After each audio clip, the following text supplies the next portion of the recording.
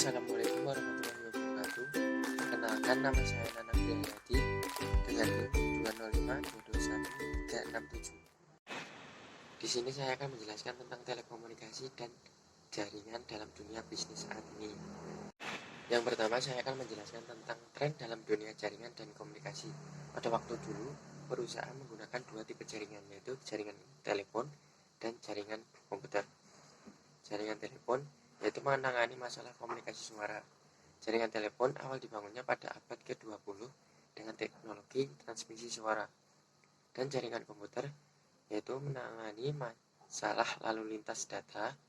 Awal dibangunnya jaringan komputer untuk mengirim data antar komputer di lokasi yang berbeda.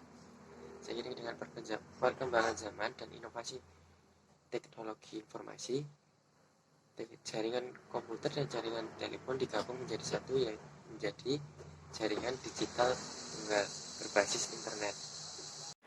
Kemudian terdapat perusahaan yang menyediakan layanan telekomunikasi, yaitu perusahaan AT&T dan Verizon.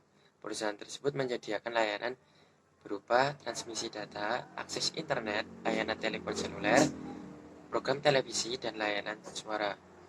Kemudian perusahaan kabel, yaitu Cablevision dan Comcast. Perusahaan tersebut menyediakan layanan suara dan akses internet. Selanjutnya, saya akan menjelaskan apa yang dimaksud dengan jaringan komputer. Jaringan komputer ialah jaringan yang terdiri atas dua komputer atau lebih yang saling terhubung. Jaringan komputer sederhana meliputi komputer klien, komputer server, antar muka jaringan, media koneksi, perangkat lunak sistem operasi jaringan, dan hub atau switch. Yang pertama, saya akan menjelaskan perangkat antar muka jaringan, yaitu menghubungkan komputer ke jaringan. Kemudian media koneksi sebagai menghubungkan antar komponen jaringan, biasanya menggunakan kabel telepon, kabel koaksial, sinyal radio, dan jaringan Wi-Fi. Kemudian sistem operasi jaringan atau NOS, yaitu mengelola komunikasi pada jaringan serta mengkoordinasi sumber daya jaringan. Kemudian komputer server. Komputer server biasanya melayani laman web, menyimpan data, dan menyimpan sistem operasi jaringan. Perangkat lunak komputer server biasanya menggunakan Microsoft Windows Server, Linux, dan Novell Open Enterprise Server. Kemudian hub atau switch sebagai titik koneksi antar komputer. Selanjutnya router, yaitu mampu mengirimkan data ke jaringan yang berbeda. Selanjutnya saya akan menjelaskan tentang infrastruktur jaringan perusahaan.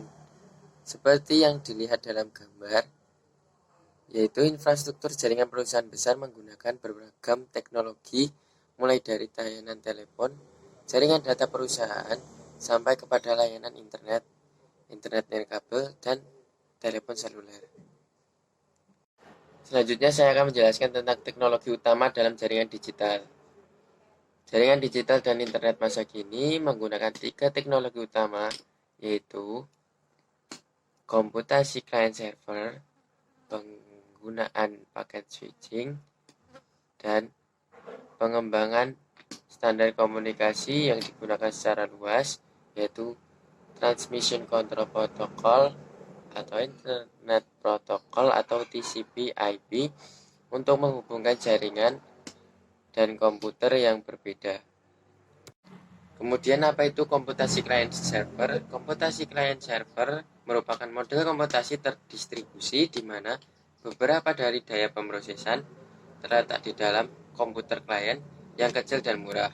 Secara harfiah terletak pada desktop, laptop, dan perangkat genggam. Klien terhubung satu dengan yang lainnya melalui jaringan yang dikendalikan komputer server. Komputasi client server telah menggantikan komputasi mainframe, yang semua pemrosesan terjadi dalam sebuah komputer mainframe yang terpusat. Salah satu implementasi terbesar komputasi client server adalah internet.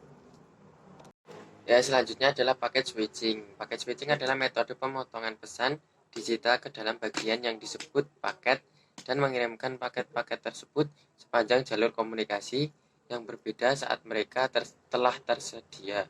kemudian menyusun kembali paket-paket begitu mereka tiba di tempat tujuan. Paket switching membuat penggunaan kapasitas komunikasi di jaringan jauh lebih efisien. Sebelum pengembangan sambungan paket, jaringan komputer menyewa sirkuit telepon khusus untuk berkomunikasi dengan komputer lain di lokasi terpencil. Dapat dilihat dalam gambar seperti apa paket switching tersebut. Kemudian saya akan menjelaskan tentang TCP/IP dan konektivitas. Dalam jaringan telekomunikasi, komponen perangkat keras dan perangkat lunak yang beragam harus bekerja sama untuk mengirimkan informasi.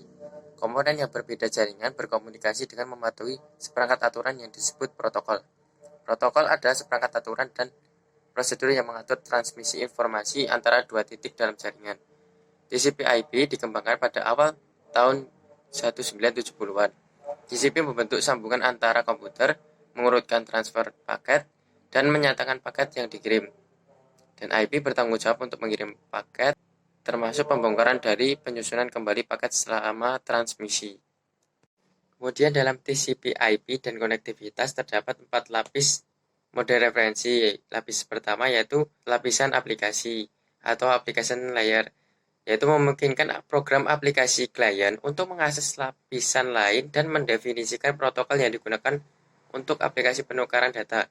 Salah satu protokol aplikasi ini adalah Hypertext Transfer Protocol atau HTTP yang digunakan untuk mentransfer file laman situs. Yang kedua, lapisan transport atau transport layer bertanggung jawab untuk menyediakan lapisan aplikasi dengan komunikasi dan layanan paket. Lapisan ini termasuk TCP dan protokol lainnya. Yang ketiga, lapisan internet atau internet layer bertanggung jawab untuk pengalamatan, pemilihan rute, dan pengemasan paket-paket data yang disebut datagram. IP adalah salah satu protokol yang digunakan pada lapisan ini. Yang keempat, lapisan antarmuka jaringan atau network interface layer, yaitu bertanggung jawab untuk menempatkan paket dan menerimanya dari media jaringan yang dapat berupa teknologi jaringan apapun. Sekian presentasi dari saya, kurang lebihnya. Perkenalkan, nama saya Putri Rahmawati, NIM 195221053. Yang selanjutnya adalah jaringan komunikasi. Nah, ada dua cara untuk mengkomunikasikan pesan dalam jaringan. Yang pertama adalah sinyal analog dan yang kedua adalah sinyal digital. Sinyal analog diwakili oleh gelombang kontinu yang melewati media komunikasi dan telah digunakan untuk komunikasi suara, misalnya earphone, lalu pengeras suara di komputer, dan handset telepon. Yang selanjutnya adalah sinyal digital. Sinyal digital merupakan gelombang diskrit ketimbang gelombang kontinu dan berbentuk biner. Nah, komputer biasanya menggunakan sinyal digital dan menggunakan modem untuk mengubah sinyal digital menjadi sinyal analog. Lalu, apa saja sih jenis-jenis jaringan? Yang pertama ada jaringan area lokal. Nah, jaringan ini cakupan wilayahnya mencapai 500 meter atau setengah mil. Biasanya jaringan ini berada di satu kantor atau satu lantai dalam suatu perusahaan. Yang kedua ada jaringan area kampus. Cakupan wilayahnya mencapai 1000 meter atau 1 mil. Biasanya jaringan ini dalam satu kampus atau sarana perusahaan. Yang ketiga, jaringan area metropolitan. Nah, cakupan wilayahnya mencapai satu kota atau satu area metropolitan. Secara geografis atau cakupan geografisnya berada di antara jaringan area lokal dan jaringan area luas. Dan yang terakhir ada jaringan area luas. Nah, cakupan wilayahnya mencapai lintas benua atau area global. Yang selanjutnya di sini kita akan membahas mengenai satu persatu dari jenis-jenis jaringan. Yang pertama, jaringan area lokal. Nah, di dalam jaringan ini terdapat sistem operasinya. Lalu apa saja sih sistem operasinya? Yang pertama ada Windows, yang kedua ada Linux, dan yang ketiga ada Novel. Nah, masing-masing dari sistem operasi tersebut menggunakan TCP atau IP sebagai protokol jaringan mereka.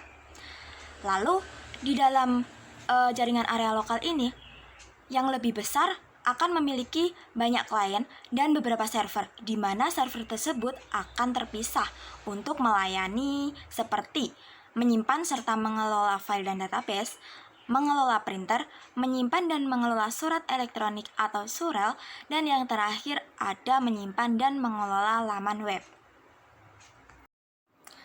Jenis jaringan yang selanjutnya adalah jaringan area kampus. Nah, jaringan ini akan membantu universitas dan organisasi perusahaan lain untuk bekerja dari blok ke blok dan menerima kecepatan yang sama dari transfer data. Nah, dalam jaringan ini juga terdapat sistem operasinya. Yang pertama ada Ethernet, yang kedua ada Token Ring, yang ketiga ada Fiber Distributed Data Interface, yang keempat ada Fast Ethernet, dan yang terakhir ada Gigabit Ethernet. Lalu, jaringan yang selanjutnya adalah jaringan area metropolitan. Nah, jaringan ini juga terdapat sistem operasinya. Yang pertama ada router. Nah, router ini digunakan untuk melakukan proses routing agar jaringan ini bisa terbentuk dengan baik. Yang kedua ada switch. Switch ini berfungsi untuk menghubungkan beberapa perangkat yang berbeda. Yang ketiga ada radio frekuensi. Radio frekuensi ini berfungsi sebagai pemancar sinyal yang membantu pengiriman data dalam satu kota atau antar kota. Dan yang terakhir ada hub. Hub di sini digunakan untuk menerima sinyal dari satu komputer ke komputer lain. Lalu jenis yang selanjutnya adalah jaringan area luas. Nah, jaringan ini memiliki karakteristiknya, yaitu yang pertama ada menghubungkan perangkat yang berjauhan, dan yang kedua adalah menggunakan jasa telekomunikasi. Lalu yang selanjutnya, dari berbagai jaringan yang telah disebutkan tadi, jaringan tersebut akan memiliki media transmisi fisik. Apa saja sih media transmisi fisik itu? Yang pertama ada kawat pilin. Nah, kawat pilin ini sebagai komunikasi suara dan data. Yang kedua ada kabel koaksikal, di mana digunakan untuk mengirimkan data berkecepatan tinggi. Yang ketiga ada kabel serat optik yang digunakan sebagai transmisi berkecepatan tinggi. Dan yang terakhir ada media transmisi nirkabel, di mana digunakan sebagai jarak jauh atau komunikasi nirkabel dan sebagai akses internet. Lalu yang selanjutnya ada bandwidth atau kecepatan transmisi. Nah, rentang frekuensi dapat ditampung saluran telekomunikasi tertentu yang dinamakan bandwidth ini. Nah, pengertian dari bandwidth sendiri adalah perbedaan antara frekuensi tertinggi dan terendah yang dapat ditampung dalam satu saluran. Nama saya Lutfinur Aziza dari NIM 195221040. Oke, selanjutnya saya akan menjelaskan mengenai internet global. Internet merupakan jaringan yang berfungsi menghubungkan antara satu media elektronik dan media elektronik yang lain dengan cepat dan tepat. Jika ada internet, maka ada penyedia layanan internet juga dong. Apa sih penyedia layanan internet itu? Penyedia layanan internet adalah organisasi komersial dengan koneksi permanen ke internet yang menjual koneksi sementara kepada pelanggan retailnya. Selanjutnya, alamat dan arsitektur internet. Setiap komputer ini memiliki internet yang diberi alamat protokol internet berupa nomor berjumlah 32 bit yang diwakili oleh 4 urutan nomor mulai dari 0 hingga 255 dan dipisahkan oleh titik. Selanjutnya ada sistem penamaan domain. Sistem penamaan domain ini digunakan untuk mengubah nama domain menjadi alamat IP. Nama domain adalah nama dalam bahasa Inggris yang bersesuaian dengan 32 bit numerik alamat IP setiap komputer yang terhubung ke internet. Ini adalah struktur dari sistem penamaan domain. Di urutan yang paling awal itu ada root level domain. Itu adalah dot. Lalu di urutan yang kedua itu ada top level domain yang seperti com, org atau dan id. Lalu di barisan di level yang ketiga itu ada second level domain. Di second level domain ini terdapat pembagian dari com, yaitu Yahoo atau Google. Di id terdapat ac, org, go atau co. Lalu yang di terakhir itu ada subdomain atau bisa disebut dengan host. Selanjutnya ada jenis-jenis nama domain. Pertama ada .com yang artinya organisasi komersial atau bisnis. Yang kedua ada .edu yaitu digunakan untuk institusi pendidikan. Ada .gov yaitu digunakan untuk lembaga pemerintahan Amerika Serikat. Lalu ada .mil digunakan untuk militer Amerika Serikat. Ada .net digunakan untuk komputer jaringan. Ada .org yang digunakan untuk organisasi nirlaba dan yayasan, ada .biz yang digunakan untuk perusahaan bisnis, dan ada .info yang digunakan untuk penyedia informasi. Selanjutnya, internet masa depan. Internet masa depan ini ada dua.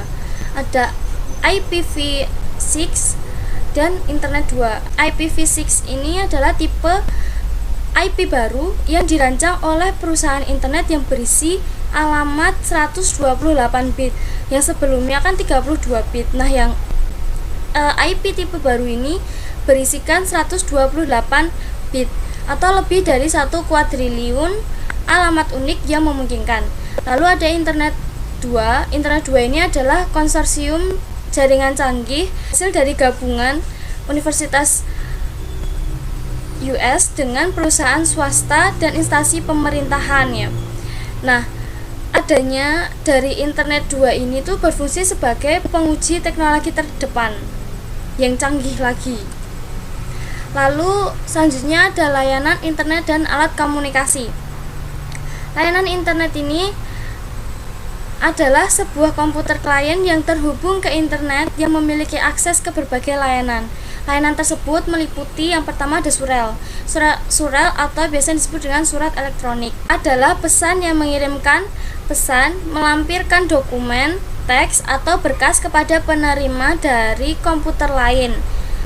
Lalu ada obrolan atau chat, yaitu pesan instan yang menghubungkan percakapan antara dua orang atau lebih secara bersamaan untuk melakukan percakapan interaktif secara langsung. Lalu yang ketiga ada pesan instan atau instant messaging, yaitu layanan chatting yang digunakan untuk membuat saluran chatting pribadi mereka sendiri. Lalu yang keempat ada newsgroup. Newsgroup adalah kelompok diskusi seluruh dunia yang mempublikasikan informasi yang berisi ide-ide tentang topik yang ditentukan di papan buletin elektronik. Ada lagi selain layanan dari internet, ada juga voice over IP. Voice over IP ini memberi informasi suara dalam bentuk digital. Keuntungan dari VoIP ini adalah yaitu fleksibilitas. Maksudnya adalah VoIP ini telepon yang tanpa dilakukan perkabelan ulang atau konfigurasi ulang jaringan gitu. Lalu ada komunikasi terpadu. Komunikasi terpadu ini adalah komunikasi yang mengintegrasikan atau menjadikan satu saluran atau layanan agar mudah beralih di mode komunikasi yang berbeda. Selanjutnya ada web. Web ini merupakan sistem dengan standar yang diterima secara universal yang digunakan untuk menyimpan, mengambil, memformat, dan menampilkan informasi menggunakan arsitektur klien atau server.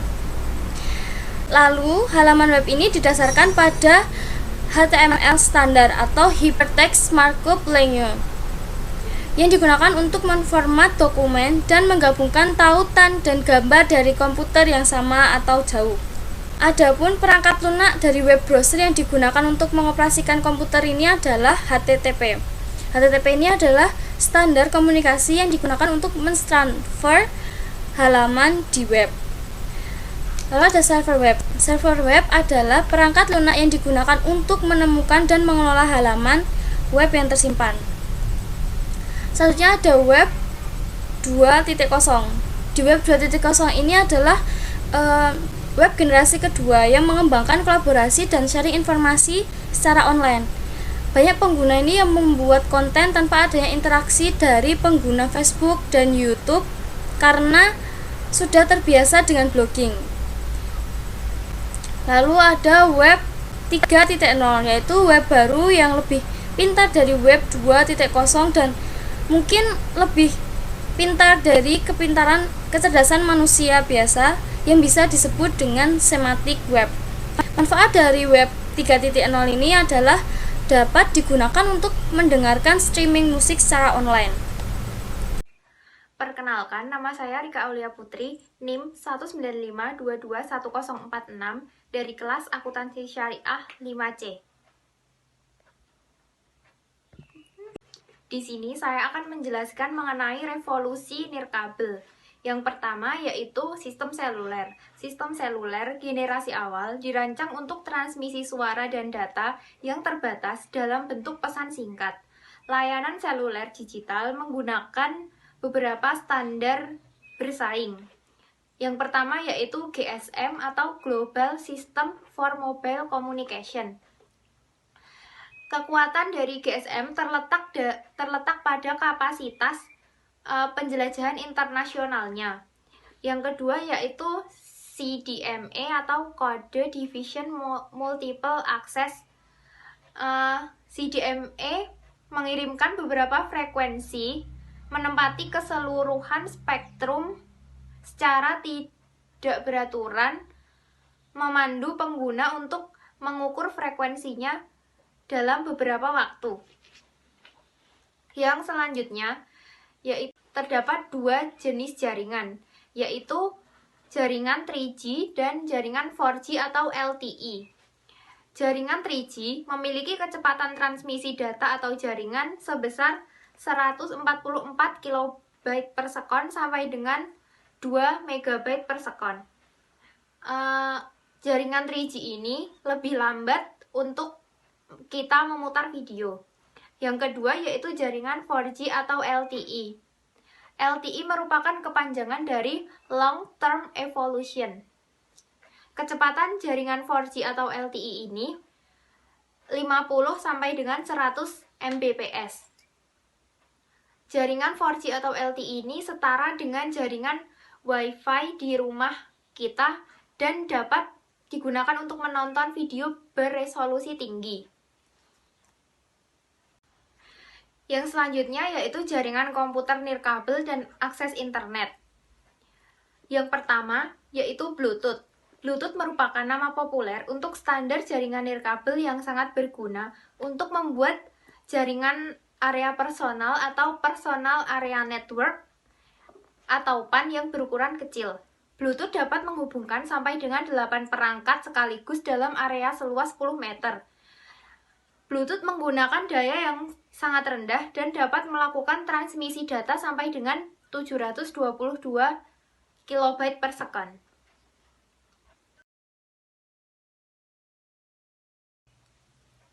Kemudian ada jaringan sensor nirkabel. Wireless Sensor Network atau jaringan sensor nirkabel adalah suatu jaringan nirkabel yang terdiri dari kumpulan node sensor yang tersebar di suatu area tertentu atau sensor file. Berikut ini merupakan ilustrasi dari jaringan sensor nirkabel. Yang selanjutnya yaitu RFID dan jaringan sensor nirkabel. RFID atau Radio Frequency Identification adalah suatu teknologi yang digunakan untuk melakukan identifikasi dan pengambilan data dengan menggunakan suatu barcode atau magnetic card. Metode identifikasi dari RFID menggunakan sarana yang disebut label RFID yang berfungsi untuk menyimpan dan mengambil data secara jarak jauh. Di Indonesia, teknologi RFID digunakan di jalan tol dan juga hotel-hotel terkemuka di Indonesia. Berikut ini merupakan ilustrasi dari RFID, di mana terdapat data, terdapat reader atau pembaca dari data tersebut, dan terdapat komputer yang berisi data-data yang dicari.